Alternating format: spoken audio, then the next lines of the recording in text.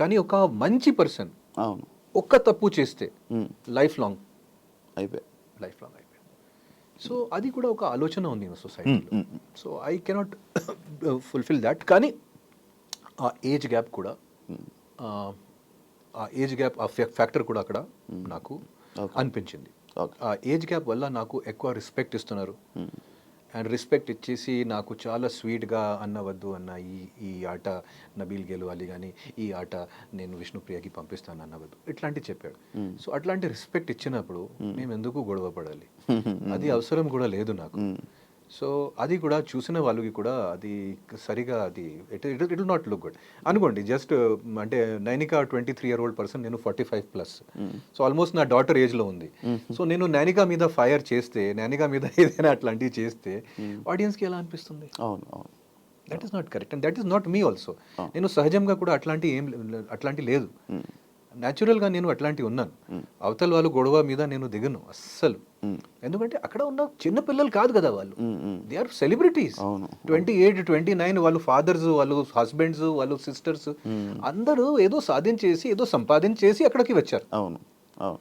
So నేను ఎవరు వాళ్ళకి చెప్పడానికి? బట్ చెప్పాలి, క్వశ్చన్ చేయాలి, యాక్చువల్లీ చెప్పాలి. అది నాకు తర్వాత చాలా లేట్ క్లిక్ అయింది. ఇదే ఈ గేమ్. అవును, ఇదే ఈ గేమ్. అసలు బిగ్ బాస్ మీరు చూడరా? ఏ సీజన్, ఏ లాంగ్వేజ్? బ్రదర్ నేను ఫ్రాంక్ గా చెప్తున్నాను, నాకు బిగ్ బాస్ కి వెళ్ళాల్సింది. నేను వాళ్ళకి చెప్పాను, నేను నా తరపున వాళ్ళని అప్రోచ్ చేశాను. స్టార్టింగ్ వాళ్ళు నాకు అప్రోచ్ చేయలేదు, స్టార్టింగ్ నేనే అప్రోచ్ చేశాను. కానీ బిగ్ బాస్ నేను పెద్దగా చూడలేదు, ఎందుకంటే ఐఎమ్ సినిమా పర్సన్.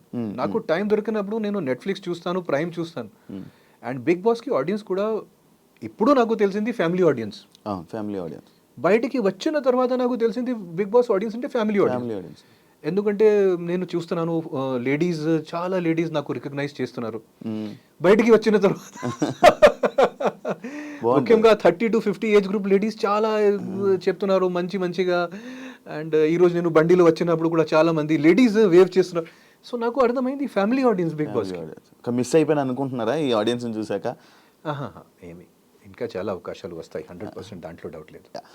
మీ కోపం రాదా? మీ కోపాన్ని మీరు ఆపుకుంటారా? కోపం అంటే మేము హ్యూమన్స్ కదా అందరూ. అంటే కోపం అందరికీ వస్తుంది, అందరికీ ఉంటుంది. Because we are all human beings. ఆ హ్యూమన్ బీయింగ్స్ లో ప్రతి రూపం, ప్రతి రంగాలు అన్నీ ఉన్నాయి కదా, ప్రతి షేడ్స్ ఉన్నాయి ఒక హ్యూమన్ బీయింగ్ లో. కానీ ఆ కోపంకి ఎలా వాడాలి? ఎందుకంటే కోపం అనేది ఓన్లీ మాత్రం కోపం కాదు, అది మన చేతిలో ఉన్న ఒక వెపన్. మనకి దేవుడు వచ్చిన ఒక పవర్. ఆ కోపంకి సరిగా ప్లేస్లో సరిగా టైంలో ఉన్నప్పుడు పెట్టుకోవాలి. అనవసరంగా ఎందుకు కోపం? అనవసరంగా చేస్తే ఐ విల్ బి అన్యాచురల్. ఒక కాఫీ కోసం నాకు ఎప్పుడైనా కోపం రాదు. మీరు నాకు కాఫీ ఇచ్చినా కూడా, కాఫీ ఇవ్వకపోయినా కూడా నాకు కోపం రాదు. మీరు నాకు డోసా ఇవ్వకపోయినా కూడా నాకు కోపం రాదు. So that is not me. అంటే కానీ మీరు కూడా పాత కంటెస్టెంట్స్, మీకు ఈ మ్యాటర్ తెలుసు. వాళ్ళు చాలా అక్కడ కావాల్సింది కూడా వాళ్ళు కంటెంట్ ఇవ్వడం కోసం చిన్న గొడవలు చేస్తారు. చిన్న matter, dustbin matter, pressure cooker matter, ఫలానా మ్యాటర్, ఈ మ్యాటర్, ఆ మ్యాటర్. అస్సలు నాట్ దాట్ బ్రదర్, అది నా వల్ల కాదు. బజ్ లో కూడా మిమ్మల్ని అన్ని మాటలు అంటుంటే మీకు ఏం అనిపించలేదా? పోస్ట్ అంటే నో ప్రాబ్లం అంబాటి అర్జున్ గారు, నో ప్రాబ్లం. నేను అర్జున్కి కూడా అదే చెప్పాను, మీకు కూడా అదే చెప్తున్నాను. This is me brother, take it or leave it. అంటే I cannot be according to other peoples expectations. Of course మీరు ఫ్యాన్గా మీకు ఎక్స్పెక్టేషన్ ఉంది. అర్జున్ కూడా నాకు చాలా మెల్లగా, చాలా సాఫ్ట్గా చెప్పాడు, అన్న ఒక ఫ్యాన్గా నాకు ఎక్స్పెక్టేషన్ ఉంది, కనీసం మీరు ఇక్కడ ఒక్కసారి 2 minutes తిట్టండి మణికంఠ. కనీసం ఇక్కడ ఒక పర్సన్కి 2 minutes తిట్టండి, మాకు కూడా చూడాల్సింది ఉంది మీలో ఫైర్. ఫైర్ అంటే ఓన్లీ మాత్రం ఇది కాదు, ఫైర్ అంటే చాలా ఫైర్ ఉంది. కానీ ఆ man selects his own fights. ఈ బిగ్ బాస్ అంటే ఒకప్పుడు వరకు ఆదిత్య ఓం గారు అంటే రెస్పెక్ట్ ఉండేది, మీరు చేసిన మూవీస్కి కానీ మీకు కానీ రెస్పెక్ట్. ఈ బిగ్ బాస్లోకి వెళ్ళాక మీరు ఎక్కడో చిన్న చూపు అయిపోయింది, లైక్ ఆ కంటెస్టెంట్లకి. ఎవరు పడితే వాళ్ళు ఏది పడితే అది మిమ్మల్ని మాటలనే ఇది. అసలు యాక్చువల్లీ మీరు అది కాదు, లైక్ అంటే మీరు అన్ని మాటలు పడాల్సిన అవసరం మీకు లేదు. కానీ ఎందుకు అని అంటున్నా? కంటెస్టెంట్స్ తరపున అంటే వాళ్ళు కంటెస్టెంట్స్ కదా, నేను వాళ్ళకి కాంపిటీటర్ కదా, సో నేను వాళ్ళకి పోటీ కదా. సో అలాగే వాళ్ళు ఇట్లాంటి మాట్లాడొచ్చు దాంట్లో. నేను ఒకసారి సోనియా గారు కూడా చెప్పాను, ఒక క్లిప్ చూశాను నేను సోనియా గారికి చెప్పాను, మీకు ఎప్పుడైనా కన్ఫ్యూజన్ ఉంటే మీ గేమ్ మీకు అది అనిపిస్తే మీరు నన్ను నామినేట్ చేయండి, నేను గట్టిగా డిఫెన్స్ చేస్తా. నేనే వెళ్ళి యాక్చువల్గా చాలాసార్ వాళ్ళ దగ్గర వెళ్ళి నేను చెప్పాను, ఇది ఒక గేమ్, ఇక్కడ మీరు రెస్పెక్ట్ పెట్టకండి, ఎప్పుడైనా మీకు ఆ ఫీల్ అయితే మీరు నన్ను నామినేట్ చేయండి, నాకు ప్రాబ్లం లేదు. కానీ ఒక్కటే మాత్రం, మనం నేషనల్ టెలివిజన్లో ఉన్నాను, మీరు బిలో ద బెల్ట్ హిట్ చేయకండి.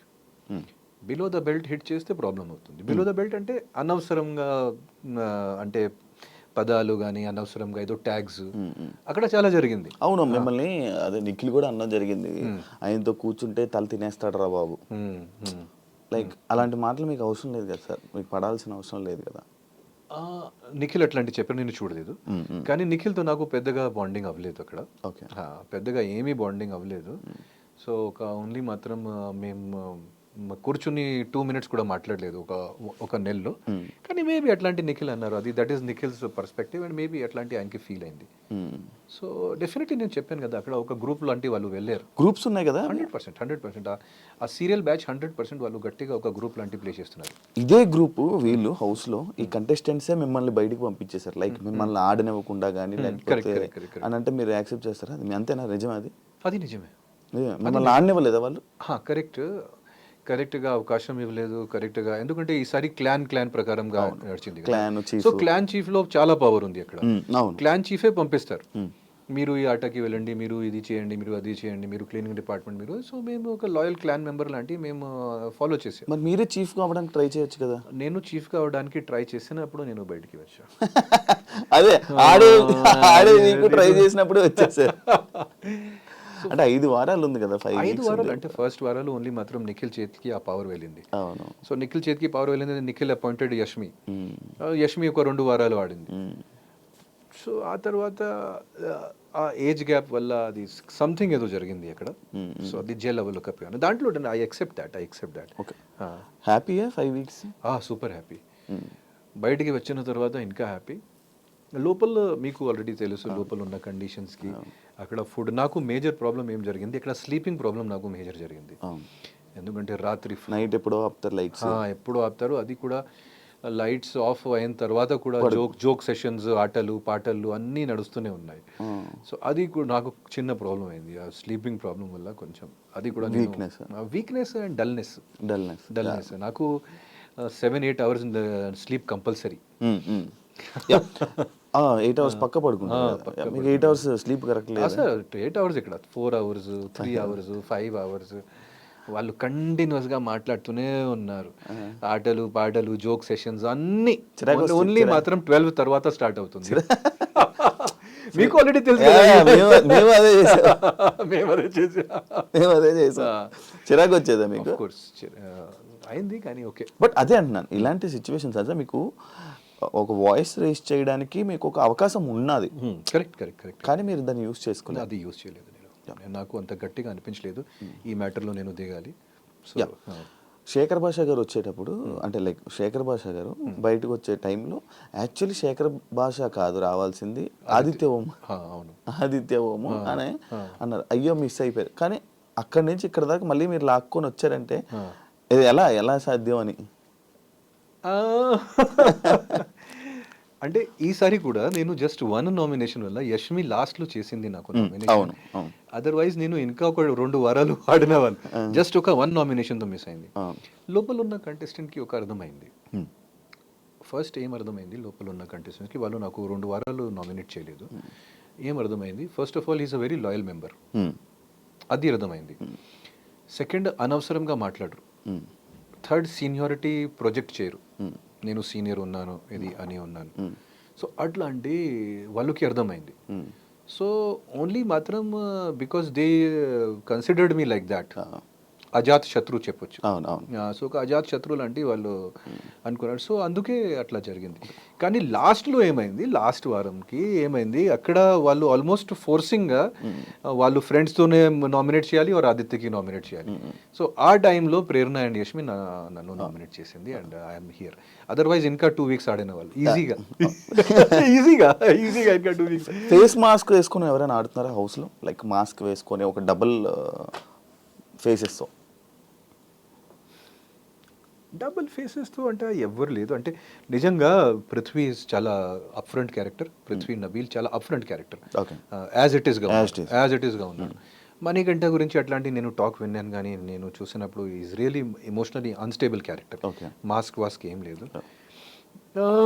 గేమ్స్ ఆడుతున్నారు, దాంట్లో డౌట్ లేదు. కొంచెం స్ట్రాటజిక్గా నిఖిల్, ప్రేరణ, యష్మి గేమ్స్ ఆడుతున్నారు, కానీ మాస్క్స్ అంతా వాళ్ళు పెట్టలేదు. Maybe some games they are playing, ఒక స్ట్రాటజీ రకంగా దే ఆర్ ప్లేయింగ్ సమ్. అంటే రియల్గా లేని పర్సన్, లైక్ వీళ్ళు రియల్గా ఉండట్లేదు అని అనిపించిందా ఎవరినైనా చూసినప్పుడు? మేబీ నిఖిల్కి చెప్పొచ్చు. నిఖిల్ చెప్పొచ్చు. సోనియా మ్యాటర్లో కూడా మ్యాక్సిమం బ్లేమ్ సోనియాకి వెళ్ళింది. అవును. సో అది కరెక్ట్ కాదు. నాకు కొంచెం అది సోనియా నాకు తిట్టింది కూడా, నామినేట్ కూడా చేసింది, కానీ నేను కొంచెం హర్ట్ ఫీల్ అవుతున్నాను. ఎందుకంటే Nikhil and Prithvi they are not kids. Sonia manipulate చేసింది, సోనియా ఇలా చేస్తుంది సోనియా, కానీ వాళ్ళు చిన్న పిల్లలు కాదు కదా, వాళ్ళకి కూడా ఒక ఆలోచన ఉండేది కదా. ఎందుకు ఆ బ్లేమ్ నిఖిల్కి వెళ్ళలేదు, ఎందుకు ఆ బ్లేమ్ పృథ్వీకి వెళ్ళలేదు? That they are getting manipulated like puppets. So నిఖిల్కి ఒకే ఒక తప్పు ఏంటంటే హీస్ అ పీపుల్ ప్లీజర్. ఆయన ప్రతి పర్సన్కి ప్లీజ్ చేయడానికి ప్రయత్నాలు చేస్తారు. ఇక్కడ కూడా మాట్లాడతారు, అక్కడ కూడా అప్పుడు ప్రతి మాటలో ఏదో తేడా వస్తుంది, ఇక్కడ చెప్పిన మాటల్లో వేరేది. సో అది నాగార్జున సార్ కూడా ఒకసారి రిమైండ్ చేశారు, నిఖిల్ మీరు నారద లాంటి యాక్ట్ చేస్తున్నారు. నారద అని వర్డ్ యూస్ కూడా చేశారు, నారద. సో అది ఒకే మాత్రం తప్పు. సో అట్లాంటి ప్లే అంటే ఓన్లీ మాత్రం మేబీ నిఖిల్కి, అదర్వైజ్ వేరే. Okay. So thank you so much interview ఇచ్చినందుకు. అండ్ ఇప్పుడు మీ దీన్ని సెకండ్ ఛాన్స్ అని అనుకోవచ్చు, లైక్ మనం సెకండ్గా ఇదని అనుకోవచ్చు. దాన్ని మంచిగా యూజ్ చేసుకొని ఇంకా తెలుగు ఆడియన్స్కి ఇంకా దగ్గర అవ్వాలని మనస్ఫూర్తిగా కోరుకుంటున్నా. ఇంకా మంచి మంచి మూవీస్తో కూడా మమ్మల్ని ఎంటర్టైన్ చేస్తారని కోరుకుంటూ ఇంటర్వ్యూకి సెలవు తీసుకుంటున్నాను. Thank you so much Shiva గారు. ఆల్ ద బెస్ట్ మీకు కూడా. Thank you so much. చూసారు కదా ఇంటర్వ్యూ కానీ మీకు నచ్చినట్లయితే లైక్, షేర్, సబ్స్క్రైబ్ చేయండి. ఇంకో కంటెస్టెంట్తో మళ్ళీ మీ ముందుకు వస్తా. అంతవరకు